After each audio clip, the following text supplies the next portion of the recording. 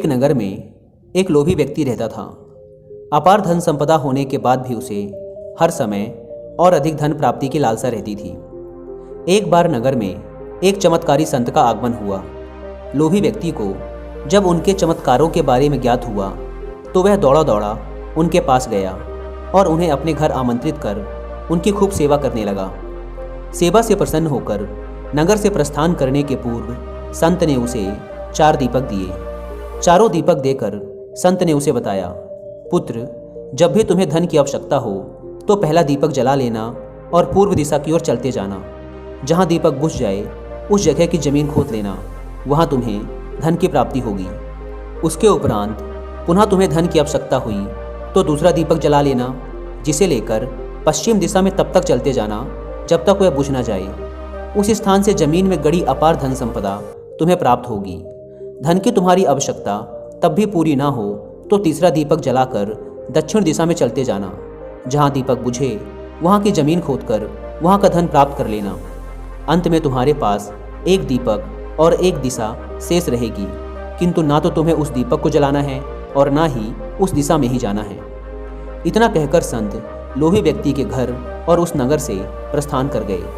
संत के जाते ही लोभी व्यक्ति ने पहला दीपक जला लिया और धन की तलाश में पूर्व दिशा की ओर चल पड़ा। एक जंगल में दीपक बुझ गया। वहाँ की खुदाई करने पर उसे एक कलश प्राप्त हुआ। वह कलश सोने के आभूषणों से भरा हुआ था। लोभी व्यक्ति ने सोचा कि पहले दूसरी दिशाओं का धन प्राप्त कर लेता हूँ, फिर यहाँ का धन ले जाऊँगा।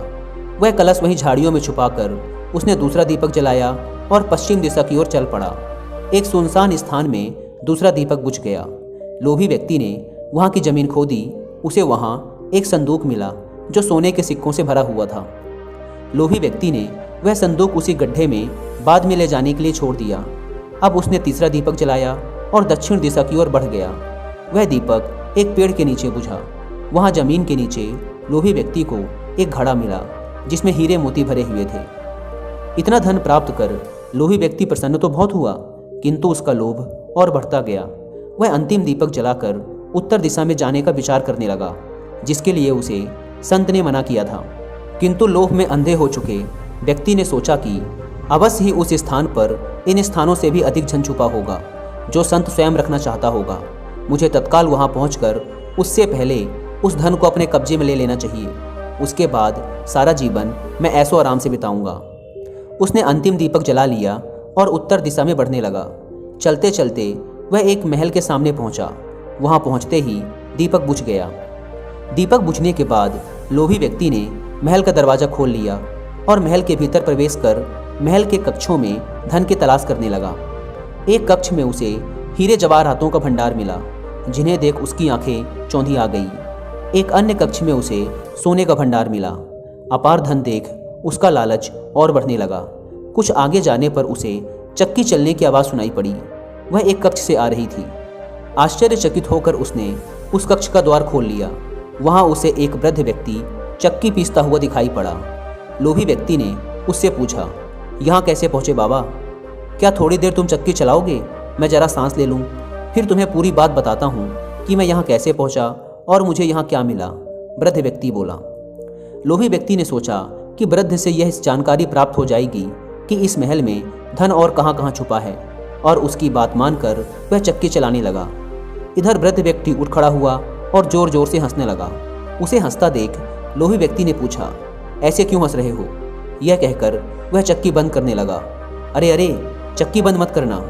अब से ये महल तेरा है। अब इस पर तेरा अधिकार है और साथ ही इस चक्की पर भी।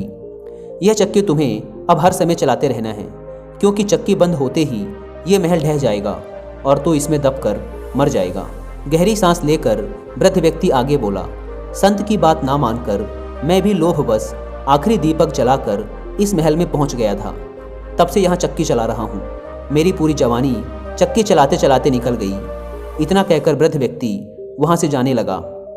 जाते जाते ये तो बताते जाओ कि इस चक्की से छुटकारा कैसे मिलेगा?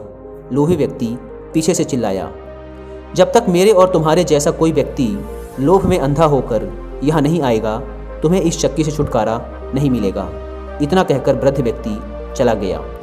लोभी व्यक्ति चक्की पीसता और खुद को कोसता रह गया। तो दोस्तों, इस कहानी की सीख ये है कि हद से ज़्यादा लालच एक बुरी बला है।